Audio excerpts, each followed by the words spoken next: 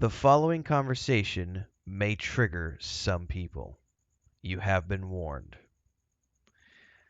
When looking at The Last of Us 1 and 2 as a complete story arc, it's one of the best modern interpretations I can think of the idea that not all fairy tales have happy endings. This is a dark, dystopian tale of humanity and what happens to people when civilization is no longer there. I've seen various TV shows, I've read various books over the years that have displayed some form of a future where everything goes to shit, but I've never seen it done in such a gritty, realistic way as The Last of Us and its entirety of the arc, right? That goes from the first game to the second game. In the first game, and the show that we saw on HBO, which was brilliantly done, it's very much about a man who has a really messed up past and who has been suffering for years with the loss of his daughter, finding this girl and sort of leveraging her in a way that is very uncomfortable in the early stages, but as he comes to know her and love her, he begins to realize he'll do anything for her because he sees in her the daughter that he didn't get a chance to have. And that relationship is not pretty, but it is very real and it's very visceral in the sense that when we get to the end of that first game, Joel makes a decision that is not the right decision for humanity, but it's the right decision for him and for her. Because in his mind, he's doing everything he can and anything he can to save his daughter. And if you and I were in his shoes, we would do the same thing. So this conversation, this video was sparked by a recent discussion that was had over on the community section of my YouTube channel, where I posted this image. I'm going to go bring it up real quick. It's a quote from the voice actor who did Joel in the video game, Troy Baker. And the quote is basically, it says, his perspective on The Last of Us ending changed after having a child. He said, I have a son, and I don't know what I would look like if I lost him, but I do know that if I had the opportunity to save him, I would do anything. I would do anything to save him. So people have asked me, why would Joel do that when he could have saved the world? And my answer to them is always this. He did. He did save the world. It's just that the world was that girl, and that's it. It's a very powerful statement from a man who is a father, and the understanding that you will, as a parental figure, do anything to save your child, even if the actions that you take are extremely brutal. Because the actions that Joel takes at the end of The Last of Us, the first game, he kills a bunch of, arguably, in the grand scheme of things, they're not innocent people, but he definitely takes them out, despite the fact that they did nothing to him, because he realizes that they're going to have to sacrifice her to save the world, and he's not willing to make that sacrifice. And then he lies. Then he lies to her and covers it all up. And it doesn't come out until the second game. Now, the second game lost a lot of people in terms of, there's a lot of commentary, even on that post, from people who were very upset about the second game. I'm not one of those people, because not all fairy tales have happy endings. I'm someone who has 20 million words in print. I've worked on a ton of projects over the years. I've got a decade in game development. And I could tell you, storytelling at its best is the Red Wedding type stuff from Game of Thrones. It's when you get down to the core of what made Shakespeare so popular is because they were tragedies for the most part. Some comedy in there, but mostly tragedies. Romeo and Juliet is not a happy story, you know. Um, the idea that Joel's actions have consequences, and when those consequences catch up with him, it's a brutal ending for Joel. Absolutely a brutal ending for him.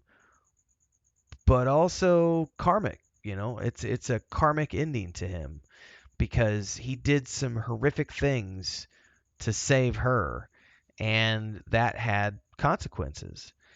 And what consequently comes out of that is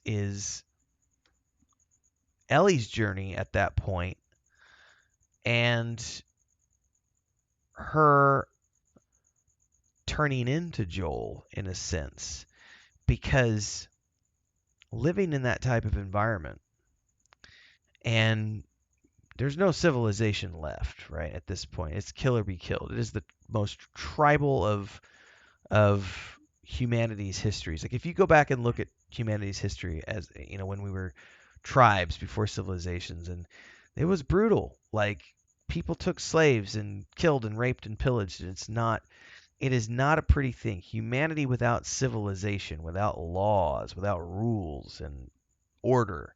We may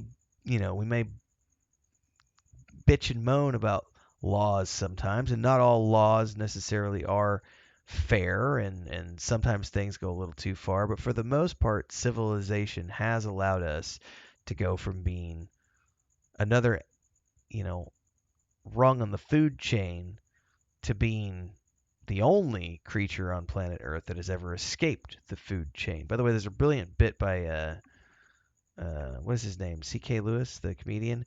There's a brilliant comedy bit he has on humanity being the only animal on the planet that's escaped the food chain. Everything else dies at the hands of or at the mouth of something else. And when we revert back to the tribal nature of humanity, that's what happens here.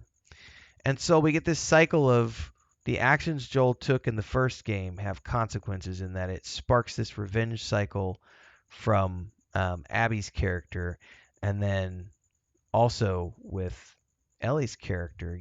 I'm gonna go look this up real quick because I haven't played The Last of Us 2, and I played it when it came out. Um, how long was it? I forget.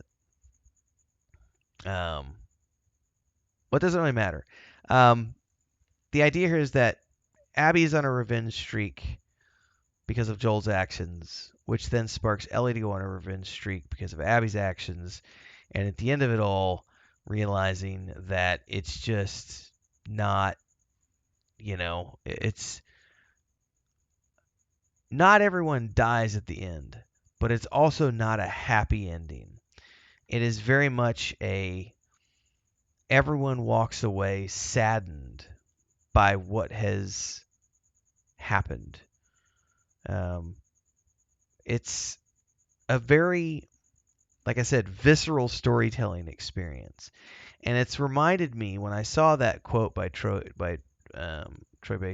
Barker, sorry, when he made that quote about, you know, it's Baker, sorry, it's late, it's like 2 o'clock in the morning as I'm recording this. When he made that comment about fatherhood, I'm not a father, but I am a husband.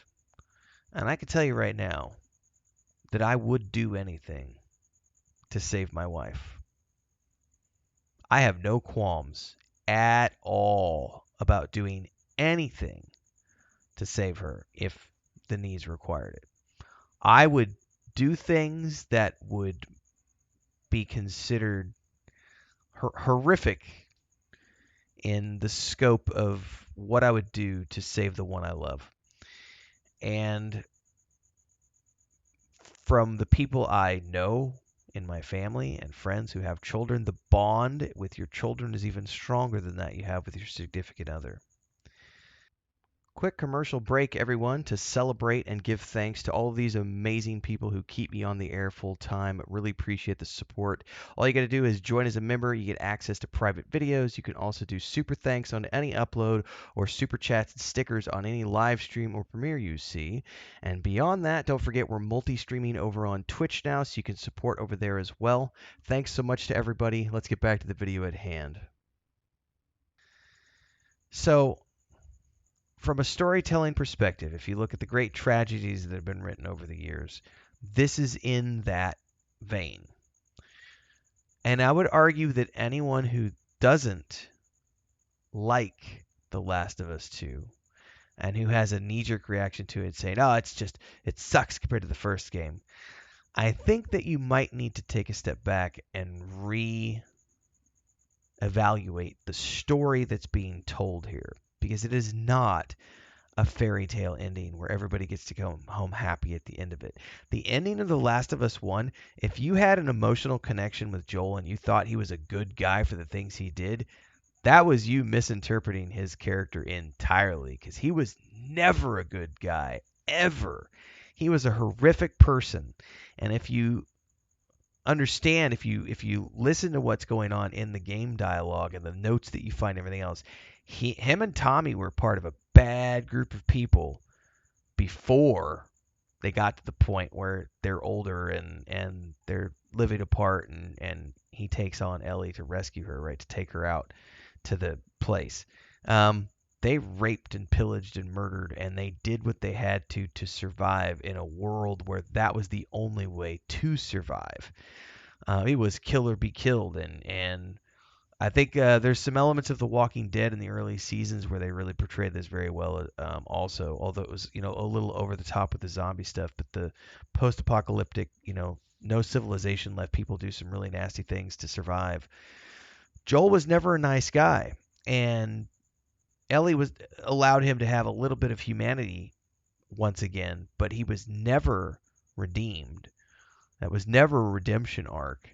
You get to the end and he's lying to her about all the things that he did, and because he wants to save her, but he realizes that the things he did are things that she would never approve of and would never have wanted him to do. And so he lies about it.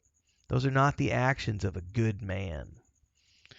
And when you see the second game and all that comes back, I think for me, one of the reasons I actually like the second game more than the first game is because we get to play as Abby.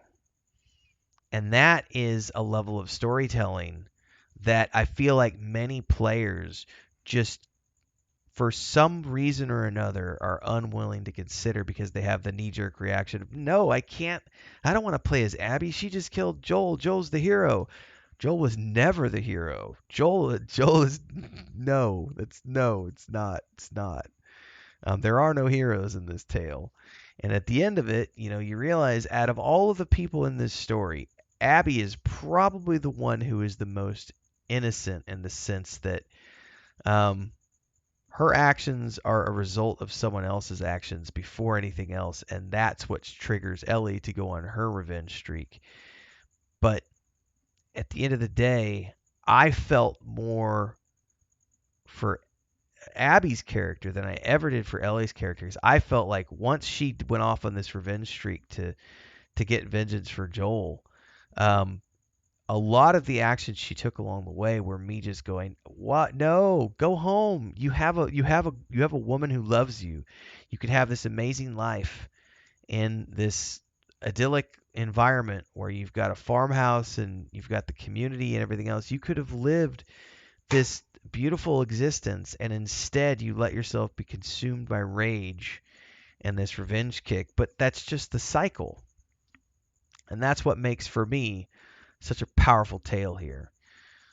So for me, I'm okay with this not having a happy ending because not all fairy tales need to have a happy ending.